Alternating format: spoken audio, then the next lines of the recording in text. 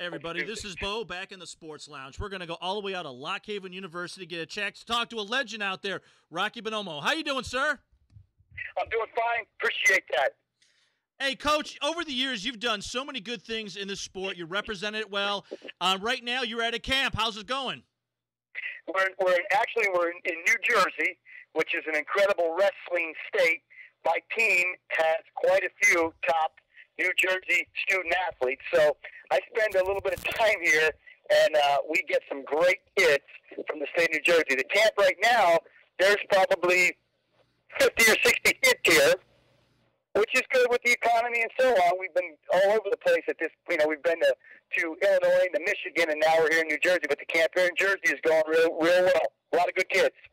You know, Coach, there's a lot of visibility going on in the wrestling programs, the Olympics, the professional fighters.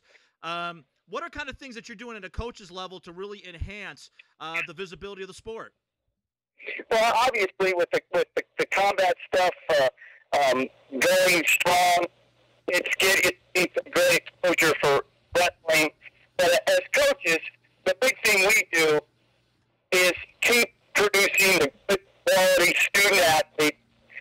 And there's so many out there, and they're all over the place. So what does coach really like doing is just keep recruiting the best kids and hopefully developing them, make the place better off because of them. And that's what we do as coaches. Now, how often do you have the old students come back and shake your hand and help you out with some of your summer stuff? Actually, I have one of my former student athletes is working with me right now, Charlie Brenneman, who is actually doing well with the MMA stuff right now. His record's 8-1. But every camp I go to, I have at least a couple of my former student athletes join me and work with me. So that's the best thing I can say about wrestling is the incredible relationships that you get from it because it's such an incredible sport. And the thing I like most about wrestling, unlike most other sports, and we're talking about the big two, basketball and football, a lot of your graduates go into very specialized professional arenas. They're lawyers, they're doctors, they're engineers, they're public relations.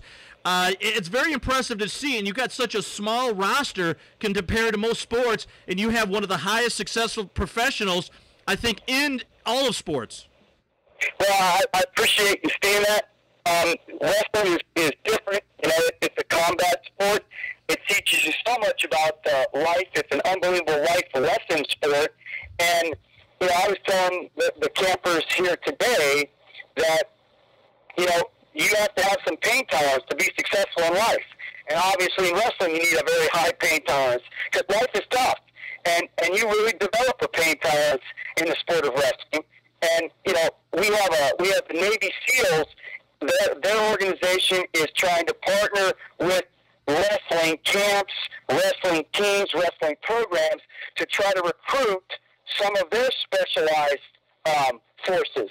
So it's pretty neat to see groups like that come to the sport of wrestling to try to get their elite special force people. It just tells you a lot about wrestling. And like you said, lawyers, doctors, educators, businessmen, you apply that kind of work ethic to the profession that you did in wrestling, and you're going to be successful.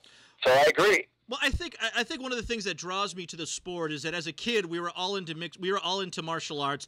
Everybody wanted to be a Bruce Lee. Everybody back in the day, because you're about the same age as I am. People are like, "Who's Bruce Lee?" Well, you're 25. Oh yeah. Well in my 40s. Me too. Yeah, and I think we have the similar hairline too, if I'm not mistaken. But what's great now is you have, like you said, you have military training for years that focused on judo, which has elements of wrestling, but not wrestling. And now you're seeing special forces groups really understand that the ground and pound techniques are life-saving techniques every day. Some of the best people that I know were trained in mixed martial arts versus wrestling versus some other profession, and it's impressive to watch the change. Well, the combination is so neat. The wrestling and the striking and all the different, martial arts styles and so on, it just blends so well together. And obviously the wrestlers are excelling pretty obvious in the mixed martial arts and the MMA and all that stuff. But I just think it's awesome for wrestling to have a place now where they can go. It was after collegiate wrestling, if you didn't do any world international competition, what did you do if you didn't coach it? So now we've got our athletes now, doing more, getting paid more, having more opportunity, and like I said, the wrestling, just like you've seen, it's a brotherhood. I can't think of of a stronger word than it being like a brotherhood. It's more than a fraternity. It's really an unbelievable situation being a wrestler. People know if you're a wrestler, they understand. Absolutely. Now, how long has been Tim Booch stopping by, man? He was on the UFC circuit for quite a while. Well, my brother and he and were just up in Canada fishing, so he took some time away from some training to do some fishing. But I haven't seen him in a little bit. But I know he's doing well. I'm very good friends with his father-in-law, and Tim has been a great ambassador for our program, for the sport of wrestling, and he's going to get himself back in the mix here. He had, and people don't know this, but he lost his last fight, but he wasn't 100%. But he's got such a high pain tolerance, like we talked about. He's going to be back, and he's going to keep training. I don't know what his opportunities are right now, but I know, obviously he was a great wrestler for me, and 4-time Maine state champion. So, and he's got that high pain tolerance you need. So, Tim will be back. Absolutely. Now, Coach, let's talk about one thing that we'll hit on real quickly here, and we'll let you go because we know how valuable your time is. Right now, you're in the midst of promoting your sport for possibly people to go to school there to compete at the highest level. What are things that you look for from a wrestler? It's a little different than in football and basketball because you have so many other variables you have to apply versus those other sports. So what does that special guy look like for your program?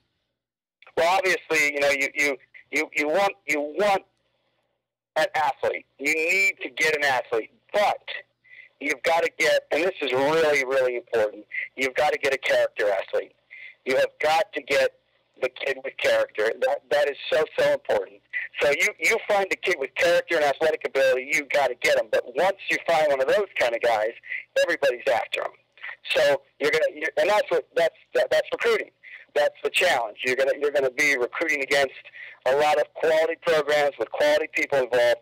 So you want to get that character athlete. Obviously, athletic ability, you want to look at the things that you can't coach. Athletic ability is you can help develop it, but that's more genetic. So obviously, you want a good athlete. You want that kid who is a lifer, who lives, sleeps, bleeds the sport, and that's the kind of kid that has already invested lots of time. That's the kind of kid that will do what it takes.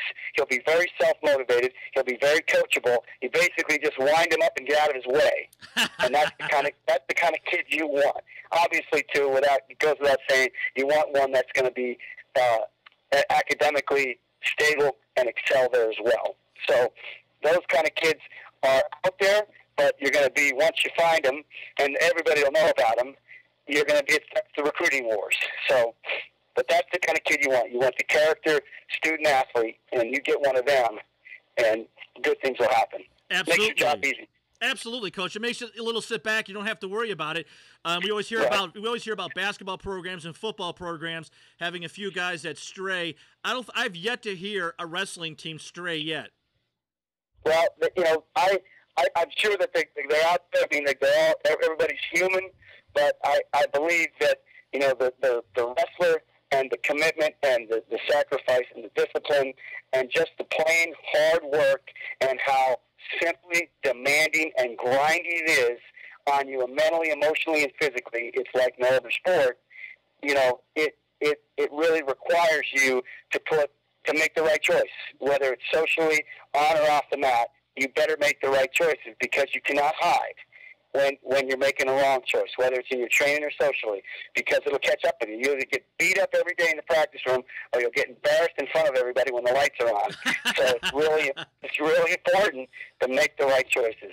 Absolutely, Coach. Coach, I want to say thanks for taking some time with us. Just wait 1 second. Hey, guys, I want you to know, man, he's got one of the best programs in the D1 wrestling. He's well known among his peers. He's got a lot of professionals coming out of his program, as you heard, and some of them are pretty big. Thanks a lot, Coach Bono. All right, my friend. You take care. God bless. You too.